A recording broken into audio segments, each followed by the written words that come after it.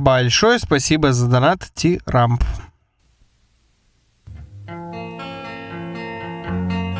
Давно не было его. С Джеком Эндино уже снимает видосы. Жесть. We're going somewhere incredibly cool this morning.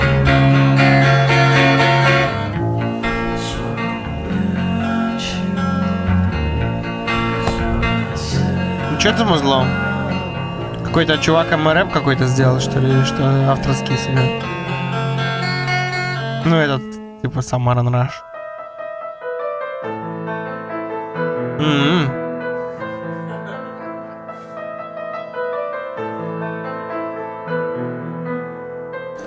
I gotta say, this is probably one of the best sound I've ever played. I think, for sure. It's a good, you know, I had to put this on it because it was missing the... Yeah, the original one? It was That's missing the even original cooler. one, you know, and I was like, well, I kept like banging into the tubes.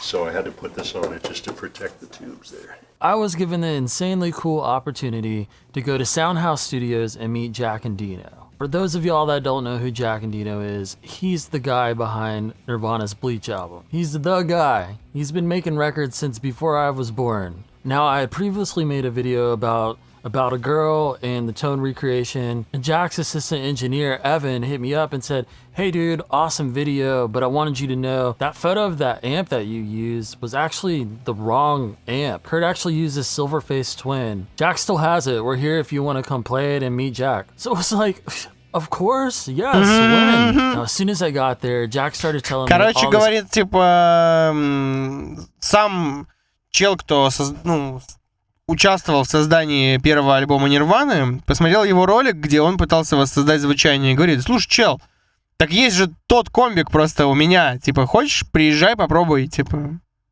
Он такой, что, реально, что ли? Да, давай, и все. Вот давайте вот так с субтитрами сделаем. Just stuff that I haven't heard before, and I didn't have my camera on, and I was really stupid, but he was just telling me, Просто я и так все понимаю, я забыл, что кто-то не понимает. Since Kurt, and I thought that was kind of crazy. I have not seen a Unibox guitar since then, ever. Shit, are you serious? No, never, not one. What?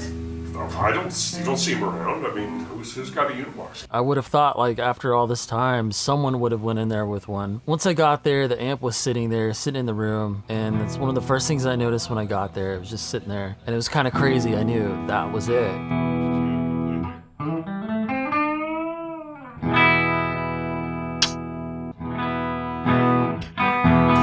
Задрот обкончался, он поиграл в тот самый усилок.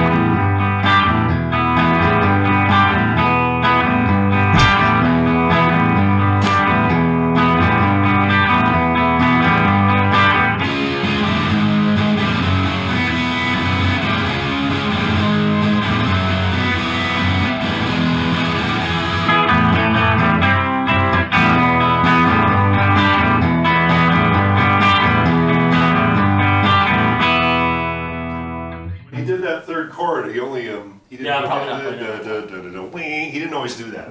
It's usually a straight chord. Yeah, he doesn't always do the. Вот, типа, явно мистер Эндино тоже вот детали слышит настолько же вот четко, да, то есть он прям помнит, что третий аккорд вот не так там был, и что это важно. Это очень круто. Okay, so.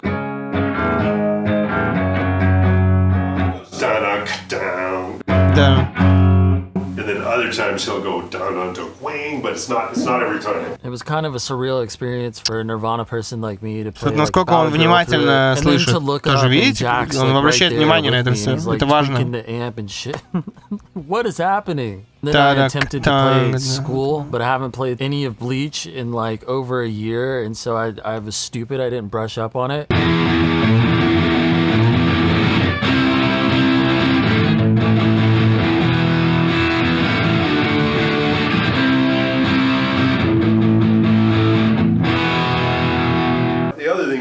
We're hearing it in the room, but the mic would be hearing it from right there. Yeah. So the tone you're going to get on the record is probably going to be a little brighter than that because the mic is like. But dude, just hearing that like this. I know, I'm kind of tripping that guitar. That's like the same pickup. So you've got. It sounds the this same. is the fucking tone right here. So. That's nuts. You know, nice work on getting a Ну, короче, обсуждают что-то. Почему она не я? Да мне, вот, например, не надо это It все definitely особо. freaked me out because, like, the first moment I played that chord through that amp, I totally got goosebumps. That was it. That was that sound. That amp should be in a museum or something. Like, pretty much anything Kurt played with sells for an insane amount of money or is in a museum or something. So the fact that Jack allowed me to come in there to come play through that amp it was insanely cool of him. They're all a bunch of really awesome guys there. And I feel super thankful to have been able to met them. Now, a lot of people don't know this. Jack actually works on his own amps, and he had done some mods to this amp, so it's not really like a stock twin, and he was telling me about it. It's just, I just made it look a little more like, I was trying to get, my theory was, since the schematic of the twins' whole preamp and output section is so similar to the 100-watt basement. I mean, that whole series of Fender amps from like 1964 right up into the 70s.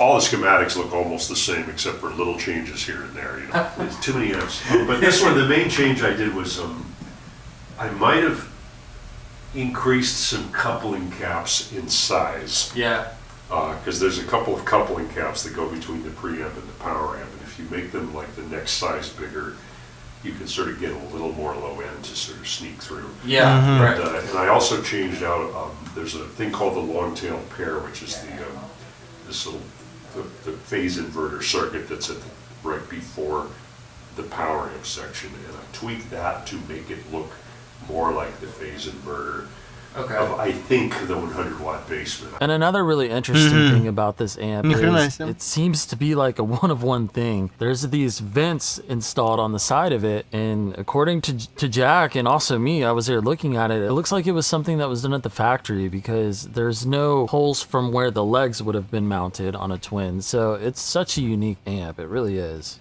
When I got that in like 1983 in Port Orchard, it had those vents on the side, and I've never seen another amp like it. That's definitely I don't know where they came from or why or who did it or anything. The little thing that sticks out, because it would have been about there, and Тут единственное, на самом деле, интересно просто вот лишнюю деталь узнать, скорее, истории, да, что Джек Endino в 83-м в Порт-Орчарде купил этот усилитель. Он у него уже 40 лет там лежит дома.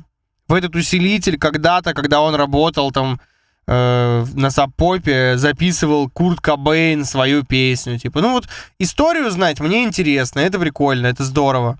Липаш 1, спасибо большое за донат. Например, А я вас все ну, я не знаю, насколько я испытывал восторг по поводу вот, приятно видеть охуевшее лицо тот самый усилитель. Ну, то есть я запись. HTTPS 2. не так бурно, что ли, отношусь к таким вещам. there's not like a hole or anything where there would have been. There's not even a hole in it where that that little thing that sticks out that has the lever that the stop there for the little the legs. arm. There's not even a hole where that would have been. The wood actually comes down to here. You know what? You're right. They mounted it up higher, didn't? That's weird. You know, like the amp might have come this way, is what I'm saying. That's incredibly weird, man. And here's what's even cooler. Soundhouse Studios is available. You can book time there. I had no idea that you could, but you can. And I definitely want to be going back. I definitely want to talk to Jack more. I wish, like, I'm really hitting myself now because I wish I would have mic'd up that cab, you know, and got the full sound. This is just camera mics. And I wish I would have like put a lapel mic on Jack and me so you could hear what we were saying better. But it was all just kind of like a run and gun thing. So I want to go back. So hopefully they'll have me back sometime. It was a great experience. And I'm going to put all the contact info in this video in the description. If you want to book time there, you totally should. Not to mention all the other badass gear they have there. They got a Trident console. There's like Neve preamps, tons of outboard gear. And the live room sounded really, really good. I'm thinking definitely to do all the Bleach impulse response packs, I gotta go there. That's where I'm going for sure. Alright guys, well I figured this is probably a good stopping point. It's currently, what time is it? 4:22 a.m. I don't know why I do this to myself. Пропустил чуть-чуть время. When you guys see this video in a couple hours, I'm gonna be asleep. Scheduled to upload at 9 a.m. does it by itself. And by the way, I figured I should address the fact that I've been posting so little lately, and the reason is I've been spending all my time on the aluminum guitar build design, like it's about to go into production, like the prototypes are literally about to happen, and so I've been spending all my time in CAD, and it's been a thing. Like I've taught myself 3D modeling in 2 weeks, and I'm not saying that to toot my own horn. I'm saying it to let you know, like I have not done anything else except for 3D modeling and like no sleep for the past 2 weeks. So yeah. Anyways. Жесть, сидит вот этой хренью занимается. See you guys on the next one. Реально, чел, конечно, лютый фрик, но интересно посмотреть. Просто нереальный вообще задрот. Сидит, моделирует алюминиевую гитару, чтобы как у Кобейна. Просто надо же было вот этим заняться в жизни. Но, с другой стороны, не мне говорить.